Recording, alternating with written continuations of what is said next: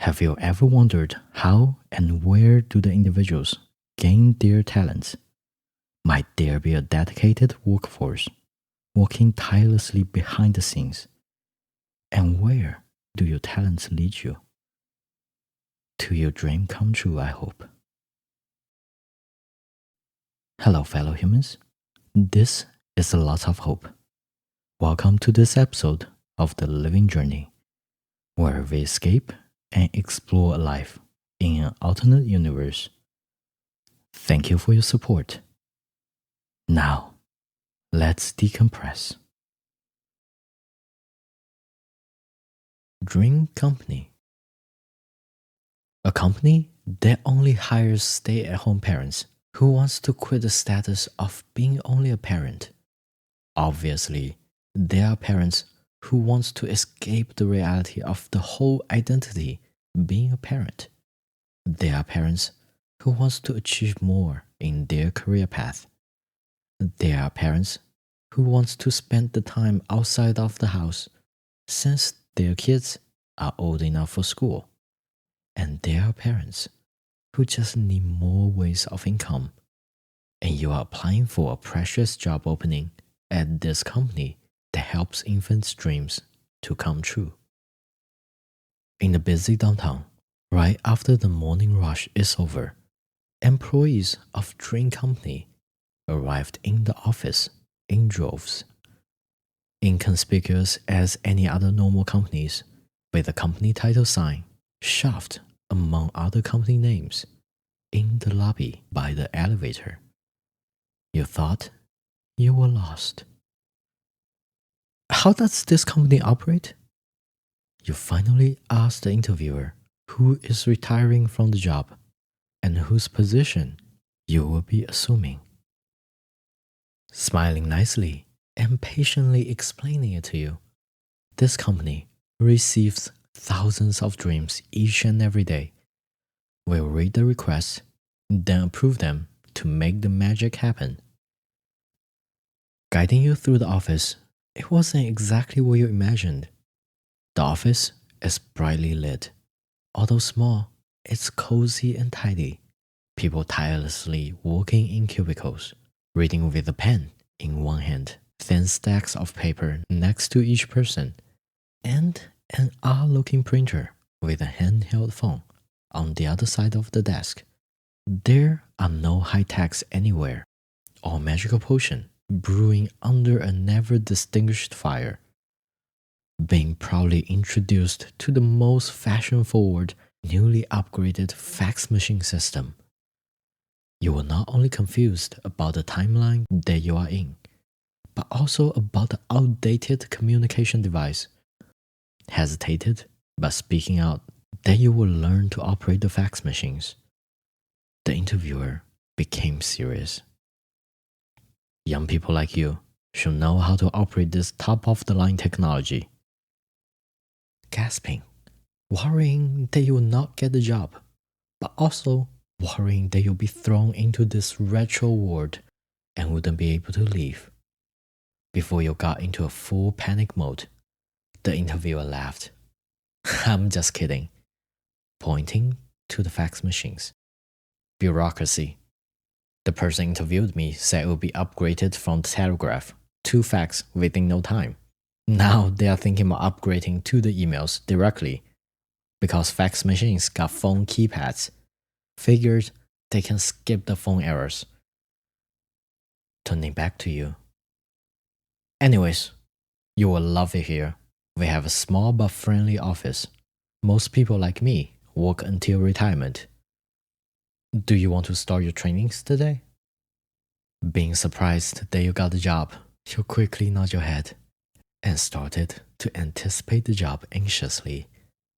Laying in bed, you couldn't help but imagine how exciting your adventure would be.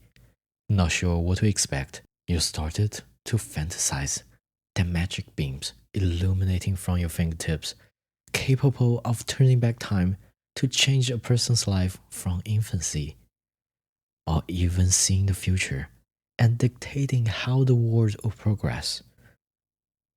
With your crazy mind illustrating impossible bubbles of curious dreams, fantasizing about what you will be doing as if you're writing a movie script until you fall asleep. The next day morning, you dressed appropriately for your new office, taking your kids to school. While every other parent was rushing to work, you got to the office on time at a leisurely pace, with spare time for some breakfast. When the work starts, you are surprised. No magical beams shooting out of your laser eyes or powerful fingers. Your duty is to read infants' wishes for their dreams, and you assign appropriate specialties to them. Of course, since they don't speak human languages yet, lots of your time involves decoding the individually encrypted Morse code, then customizing and assigning them the needed specialty. As your predecessor warned you, it's a powerful job. Don't apply too much of your own wishes to the kids. They deserve to have their own futures. Not sure if you understood the ominous warning. You started your job. Reading the infants yapping and babbling, you somehow understood their needs and wants. Not sure if you were just imagining. You started to read all the unbridled dreams. You might never forget about your first request. The infant wants to have big hands, because the adults who change, feed, and play with the infant always use those firm and powerful hands. The infant described, "I would love to help whoever needs help and care when I grow up." Since it was a slightly easier assignment, you approved the request, not only assigning the big hands, but also the athletic body to go with those hands. Feeling satisfied, you asked around others' opinions and proudly faxed out the approved forms, thinking that this baby will grow up to be a nurse or a professional caretaker. You felt so very proud to have contributed to the greatness of humanity. Reading more and more of the request, you started to feel more and more confident about your suitability for the job.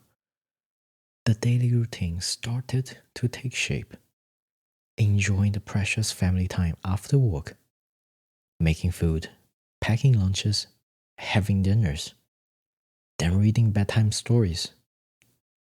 After your adorable kids went to bed, you will put on movies, watching different genres, languages, or even movies from different times. Before sleep, you will analyze the stories and the filming techniques until you drift into sleep. The next day, coming to work with ease after taking kids to school. And everyone is particularly nice in this outdated office. Soon, your work attire started to become more and more relaxed. Although appropriate still, your dress code feel like you are just coming over for a casual weekend family reunion. Exchanging fun experiences with your colleagues in the elevator on the way out. You started to express a slight concern to them. Seems most of the infants want normal dreams, very conventional. Thought that you'll be approving lots of dreams to become rich and powerful. Most of the requests that you received seem to be just be able to make the room clean, becoming a great chef like the parents, or just be super funny to entertain. One of your colleagues smiled, looked at each other, but others shook their heads. Turning back to you, the colleague said, "Don't worry, you will figure it out yourself. We all did." Your colleagues all nodded their heads. One of them even gestured an OK sign with the fingers. Sitting in your cubicles, reading the purest request, you smiled at the innocence, approving the request to have a sensitive nose to enjoy the perfumes at the console table on the way out of the house. After you feeding the approved form into the fax machine, you read another form. Finally, it's an ambitious dream to build skyscrapers. Being taken to the Empire State Building during a fun weekend, the infant was mesmerized by all the tall giant buildings. Even when the parents were disappointed by the cloudy weather, the infant was astonished, reaching out to touch the sky, and the cloudy fog was right at the fingertips. Just as you were about to write down the abilities needed for an architect, you realized you have no idea what kind of abilities do an architect need. What kind of talent you should give the future builder. Reaching your phone, searching on the internet, writing bulletins in a notepad, then realized you needed so much more space on the form to write all of them down. Asking around the office, finding your supervisor, taking opinions about what you should do. You only got the answer of trust your instinct. So you came back to your desk. In the smallest font, you copied down half of the list into the form, approved and faxed the form. Feeling bad and worrying about the kid might not have enough of the talent to achieve the dream. You went home in a bad mood for the first time in this job position.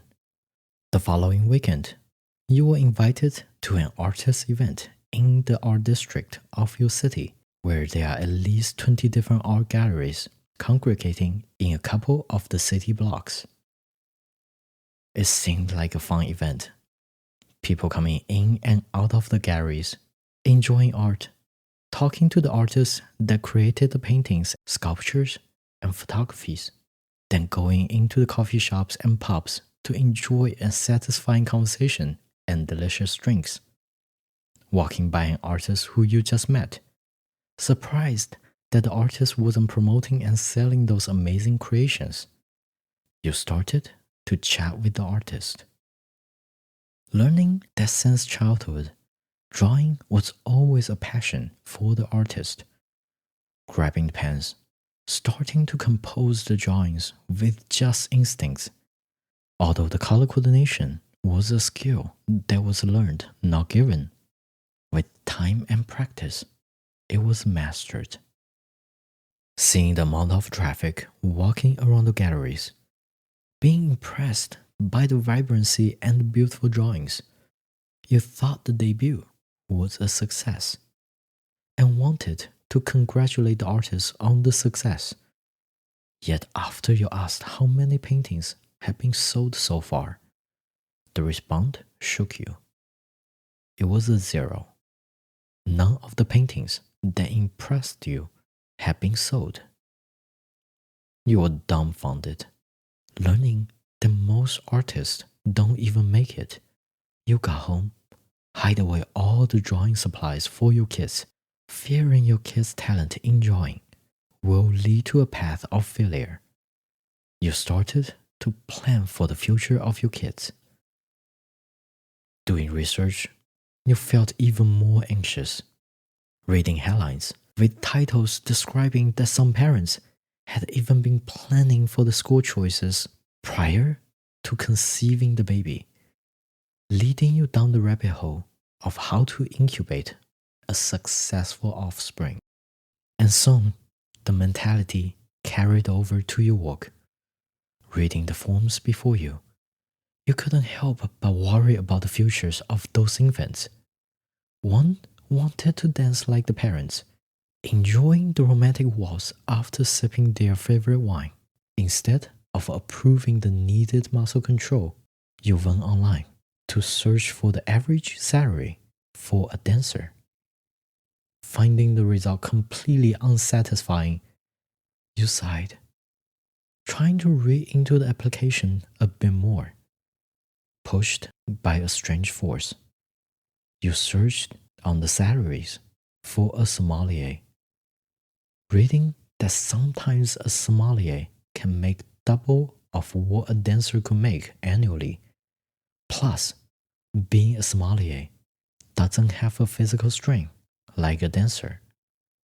You nervously gifted the infant incredibly sensitive taste bud, and the ability to link foods to an appropriate wine. With sweaty palms, you fed the form into the fax machine. Praying for the transmission to be successful, you crossed your fingers, hearing the buzzing sound of your fax machine. The sound of digital signals leaving the machine made the sweat on your forehead drip onto your laps. Finally, the approved talent was applied. Seeing the paper spitted out of the machine, you felt so much relief. With the actual self-imposed responsibilities to research and decide the fate and talent of the applicants, your workload increased. Although no one rushed you or pushed you to work faster, even some coworkers helped you out with some extra forms, you still felt guilty of slowing down the whole office and causing unnecessary troubles for others. Day after day, you felt the need to help out every single kid, wanting to equip them with the most remarkable skills for a wealthy and successful life, not realizing that you were limiting the possibility of some great potentials. You applied your own wishes to your own kids and other applicants and didn't realize it until a very special application. Reading the yapping and babbling sound of the baby enjoyed watching a superhero movie with the parents, with lasers shooting out of the powerful fingers of the characters. Loud screaming turned into sonic waves and flying around the sky, including the ability to travel around the space, all made a huge impact on the tiny mind. Although the baby was disappointed at the end of the movie, after understanding from the parents' conversation that all of the movie was just acting and film productions, the baby still wanted to live in the fantasy, wanting to make movies, being in the movies, writing the movies, or being part of the productions. You hesitated, remembering that you had experienced the same journey while you were in high school, being invited to the movie theater by your friends, sitting in the comfy seats.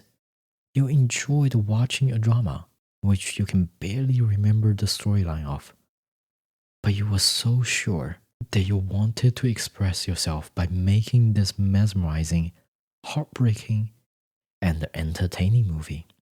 Naturally, when it comes to picking majors and colleges, you express your desires to be in the movie industry. Your parents quickly refuted you, like how you refuted applicants for the talent, listing out the failure rates and how many percent of people who don't or won't ever make it. Looking at the cold, hard truth, you never pursued the dream. Although you still watch tons of movies, imagine how you will be writing the stories and making the stories better, or how you will be utilizing light, sound, or cameras to express the scenes more powerfully. You never fulfilled the dream, or even started to work on anything that can be related to the dream that you once had cherished so much and still long for it to happen. Struggling between your presumed responsibility to the future of the baby and your yearning for a dream of making a movie, you couldn't make a decision. You left the office for a break. Standing in front of the bathroom mirrors, looking at yourself, remembering the process of you picking sides between listening to your parents' advice and the inspirational speeches of the successful filmmakers. The list of living costs that your parents listed and presented to you crushed your dream. To simplify, you can never afford a decent life if you failed at your career as a filmmaker. But look at yourself now. Although having a nice job, you are still feeling the crave pulsing in your veins. Watching movies at night after your kids went to bed, admiring others' dreams and works being accomplished. You just sat there and consumed others' success. With a bit of sadness and slight anger towards yourself, you walked back into your office. The office was oddly quiet, without anyone chatting, not the noise of the pens writing on the paper, or even the sound of the fax machine transmitting data. You didn't notice that everyone in the office was pretending to work while you walked back to your cubicle, sitting down, taking a deep breath, writing down the needed talent for a filmmaker, gifting the baby the ability to observe the details and beauties in the world, unlimited creativity, and your personal wish, a persistent endurance to face any unimaginable challenges. When you finished writing, dropping your pen on the desk, you could just hear one quiet breathing sound from all of your coworkers. You fed a approved form into the fax machine, hearing the sound of the machine sending hope and love to this impeccably pure angel. The whole office resumed breathing in unison, with the fax machine spitting out the application. Since that day, your step to work is no longer light with ease. Rushing from your kids' school to work, grasping however little time you have to write down the thoughts that you had from the movie that you watched last night before you fell asleep. Typing in your phone, writing your honest reviews with thoughts of what you will actually do to make the movie slightly better, knowing there might be a slight chance that your shameless criticism might agitate some big movie producers, or your heartfelt compliments might fall into the hole of nobody cares. You persistently posted your articles of movie reviews onto your personal blog. That was yourself, granting a small reachable star to be slightly closer to the passion about filmmaking, and make up the regrets for never accomplished dreams. That's all for this episode of The Living Journey. I truly am grateful for your time. Feel free to leave your reviews. Please like, follow, or subscribe. Do share this show so we can grow together. Until next time, lots of hope. Signing out.